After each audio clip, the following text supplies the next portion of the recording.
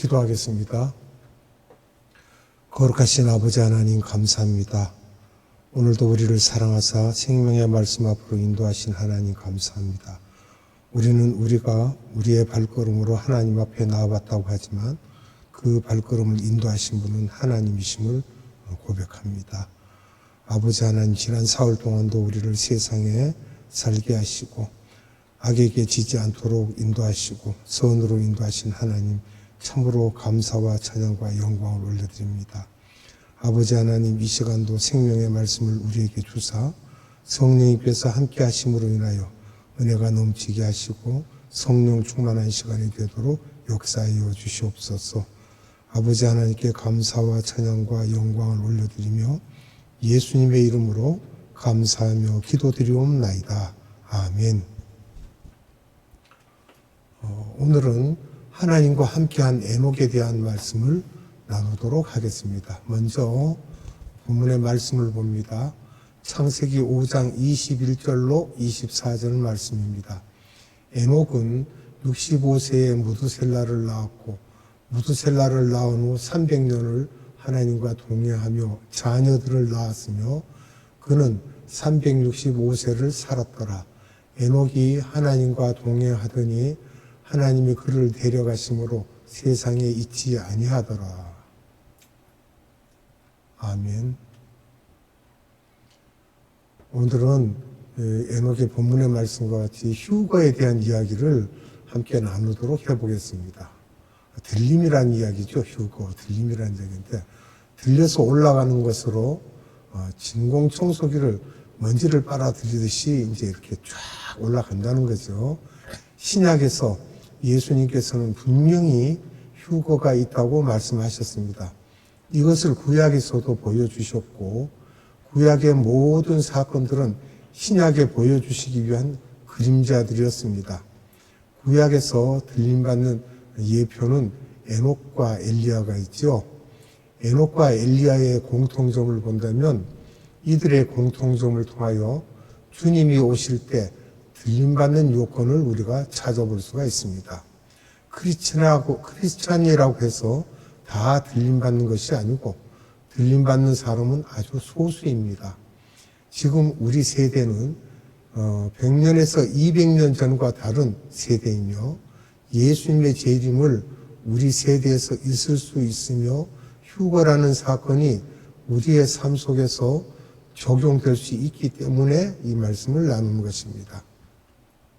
창세기 5장에서 보면 아담에서 노아까지 10대가 나오는데 이들은 거의 1000년을 가깝게 살았으며 이들의 이름을 보면 7대가 에녹으로 7은 하나님의 숫자이며 아담이 930세까지 살았는데 결국 후손들과 함께 살았으며 아담이 622세에 에녹이 태어났으며 9대 라멕 때는 아담이 없었고 이렇게 다 같이 살았는데 홍수가 일어난 때를 보면 노아의 600세 때 홍수가 일어났는데 에녹이 365세에 들림받지 않았으면 이분도 노아의 홍수를 보았을 것이며 하나님께서는 에녹을 홍수에서 구원시킨 일을 하신 것이며 하나님께서는 대환란인 물의 심판을 홍수죠.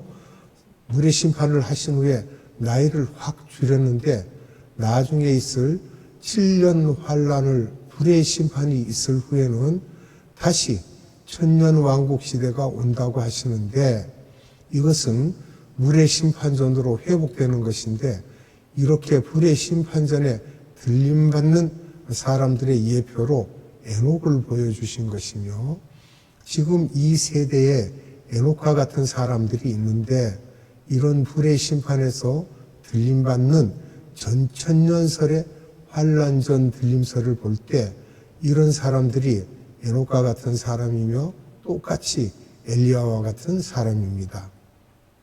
오늘날 들림받기 위해서는 에녹과 엘리야를 통하여 그런 사람이 되기 위해서 노력해야 할 것입니다. 또 우리 자녀들도 그런 자녀가 되도록 노력해야 하며 앞으로 20년이나 30년 후에 들림 사건이 있을 것을 생각하면 우리들은 자녀를 키우면서 이것을 항상 생각하며 기도해야 할 것입니다. 구체적으로 에녹은 어떤 사람이었습니까? 첫째는 하나님과 동행하여야 한다는 것이죠. 같이 했다는 간단한 의미가 아니라 우리의 육과 혼과 영이 다 동행한 것입니다. 육적인 동행을 본다면 교회 출석, 교회 행사, 기도 모임, 구역 모임에 참석하고 예배드리죠. 이런 행사드리고, 혼적인 동행을 본다면 인격, 마음, 감정, 지식, 의지 등으로 이 부분을 더 자세히 말씀드리도록 하겠습니다. 감정이 하나님과 교감해야 합니다. 기도를 통해 가능하며 입으로만 하는 기도는 육의 기도이며, 혼적인 기도를 하려면 감정이 깊이 들어가서 주님과 주고받고 해야 하며, 이렇게 하는 크리스찬이 100명 중에 4, 5명 정도이며 많아야 10명 이내이며, 엘리야도 로마서 11장에서 보면 이렇게 기도했습니다.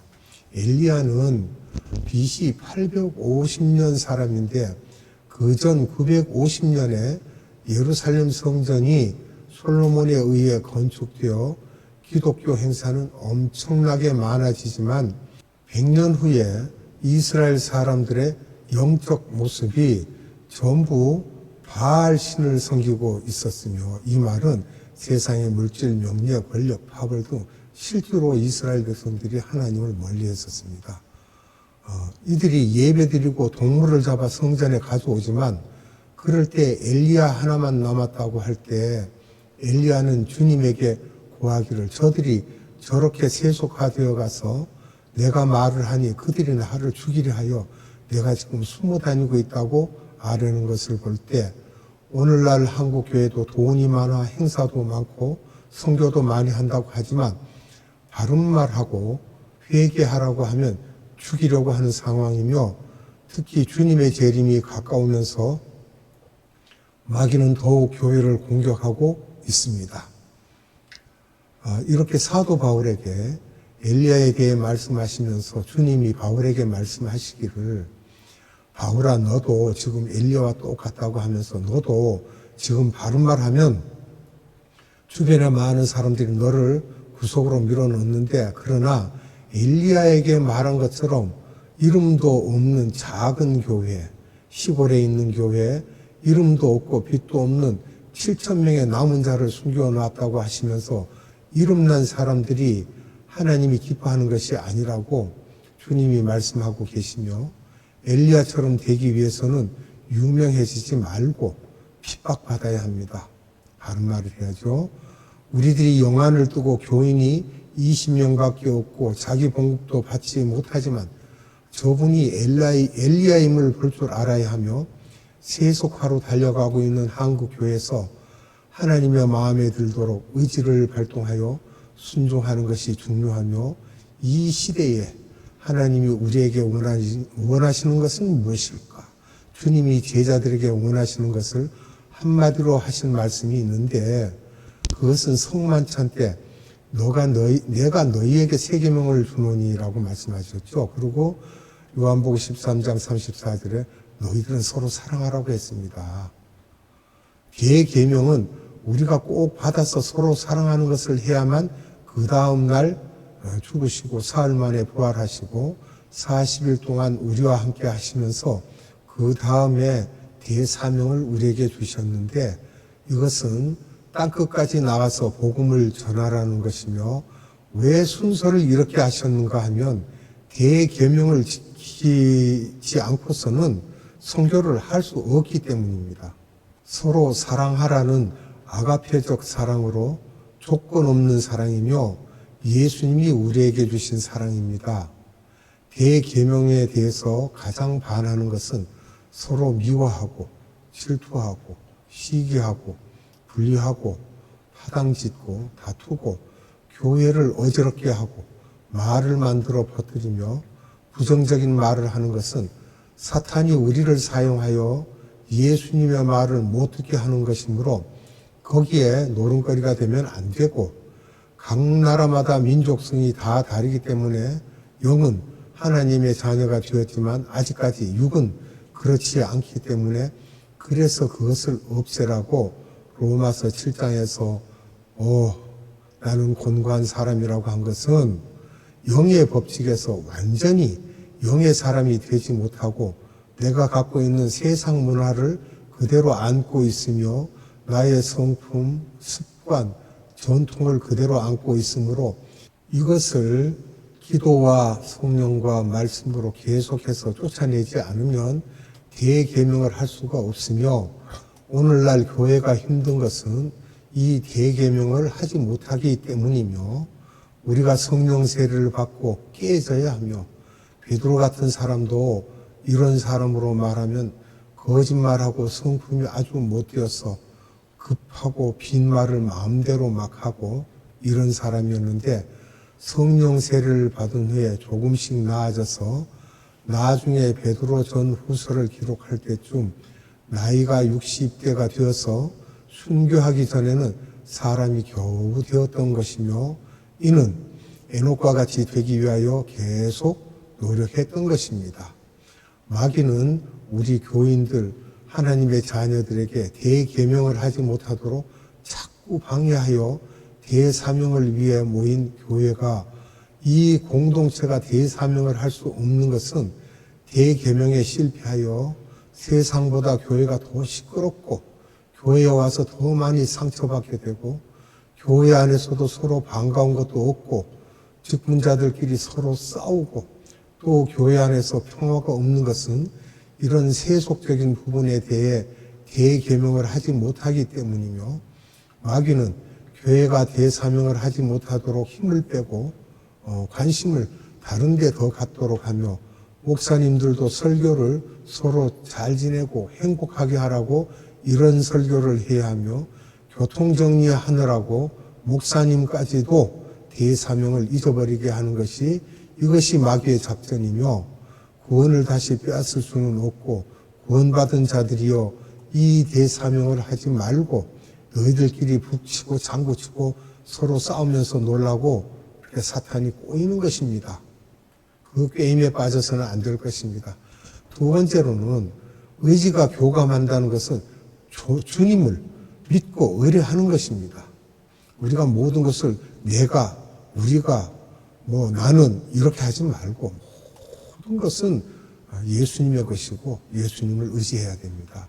우리 자신도 예수님의 것입니다. 그분이 십자가에 피 흘려서 사신 것입니다. 이제 그러면 그 다음에 두 번째로는 히브리서 11장에서 에녹에 대해 말씀을 이렇게 보겠습니다. 히브리서 11장 5절로 6절입니다. 믿음으로 에녹은 죽음을 보지 않고 옮겨졌으니 하나님이 그를 옮기심으로 다시 보이지 아니하였느니라. 그는 옮겨지기 전에 하나님을 기쁘시게 하는 자라 하는 증거를 받았느니라.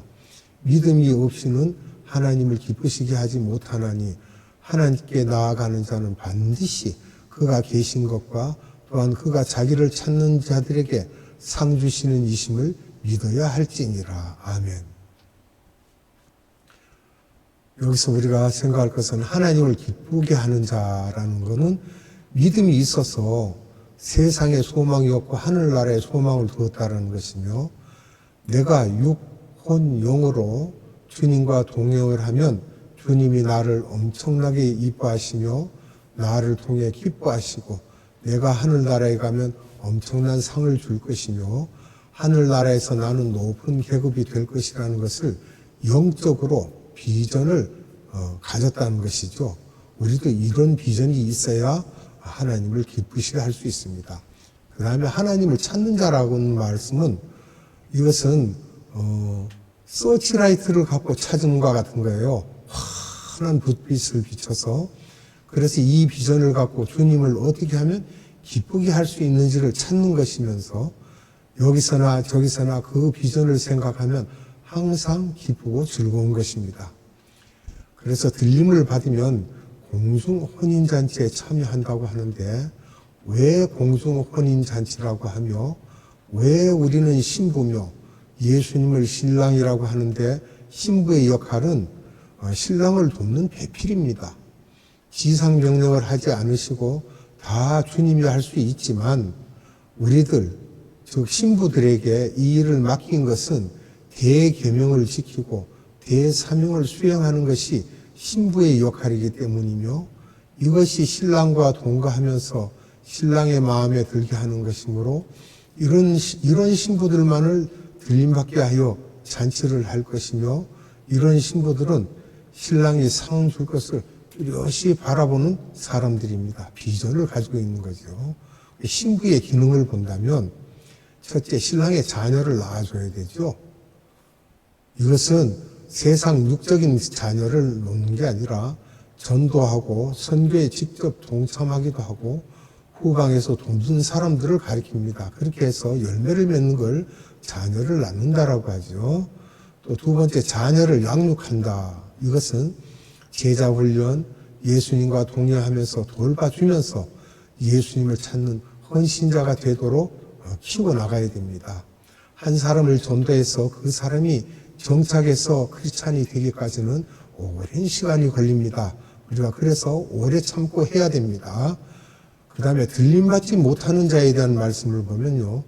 유다서 1장 14절로 16절을 봅니다.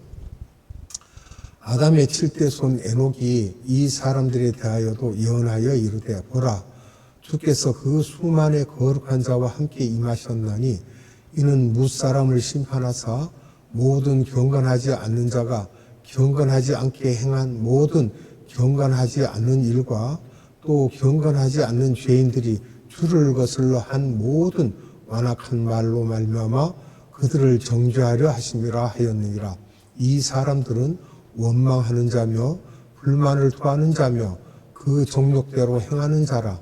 그 입으로 자랑하는 말을 하며 이익을 위하여 아첨하느니라. 아멘.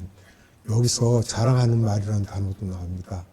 이 우리가 자랑하는 거 이거 우상입니다. 에녹은 예수님을 믿는 하나님의 자녀들에게 말씀하고 있는 것입니다. 여기서 원망하는 자라는 말씀은 불평이 많고 구원에 대한 감사가 없는 자죠. 찬양과 말씀에 덤덤할 뿐 감사와 감격이 없습니다. 은혜를 받지 못한 자들이죠. 또 불만을 토하는 자가 나옵니다. 주 안에서 만족하지 못하는 자예요. 자신을 내세웁니다. 나는, 내가, 우리가 뭐 이런 식으로. 여기서 정욕대로 행하는 자를 보면 자기 생각, 자기 감정대로 행하는 자죠. 자기 중심으로 판단하고 행동하는 자입니다. 왜냐 그러면 내가 했다 그러고 나는 이렇게 저렇게 하고 내가 말이야. 이거 그렇게 되면 내가 복음 됩니다. 이런 사람들은 들림받지 못한다는 것은 대사명을 감당해야 할 교회에 흠집을 주고 힘을 빼고 거기에 있는 당회원과 목사님이 그 문제 때문에 고민하고 힘쓰게 하여서 대사명을 할 수 없게 하는 것이며 이런 일에 기여한 사람들을 말하며 이런 사람은 습관적으로 그렇게 합니다. 행동들을. 마지막 추수 때에는 교회 안에 이런 사람들이 더 많아지기 때문에 그렇지 않는 사람들이 더 강해지고 소수이지만 그런 사람들은 하나님이 사용하는데 그런 사람이 에녹과 같은 사람입니다. 이익을 위해서 아첨하는 자라는 말이 있는데 교회에서 신앙생활하면서 내가 사람들에게 인정받고 모든 것이 내 중심이며 내가 인정받지 못하면 교회를 시끄럽게 하고 장로 투표 때 교회가 시끄러운 이유이며 말로는 주님 주님 하지만 결국 자기 중심인 사람들입니다. 유다서 1장 18절로 19절을 봅니다. 그들이 너희에게 말하기를 마지막 때에 자기의 경건하지 않은 정욕대로 행하며 조롱하는 자들이 있으리라 하였나니 이 사람들은 분열을 일으키는 자며 육에 속한 자며 성령이 없는 자니라. 아멘. 분열을 일으키는 자, 즉 이 말은 당을 짓는 자죠. 학연, 지연, 직장 등의 그룹들, 또 육에 속한 자입니다. 성령이 없는 자들입니다. 분열을 일으키는 자는. 육에 속한 자가 또 있습니다. 세상에 속한 자라는 것이며 이것은 하나님의 자녀들은 세상을 이기기 위해 있는 사람들인데 세상적인 방법으로 세상적인 마음을 갖고 있기 때문에 세상을 변화시킬 수가 없는 것입니다. 그리고 성령이 없는 자라는 말씀은 보혜사 성령이죠. 능력을 주시는 보혜사 성령이 없다는 거예요.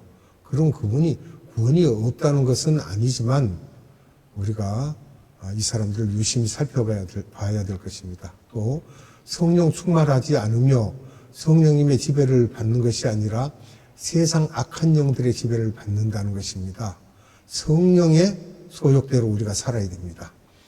우리 세대에 예수님이 오실 것을 분명히 알고 지내는데 우리 자녀들 세대는 더더욱 분명하며 이럴 때에 마지막 때의 마귀의 전략은 들림받지 못하도록 방해하는 것이며 에녹처럼 되지 못하게 하는 것입니다.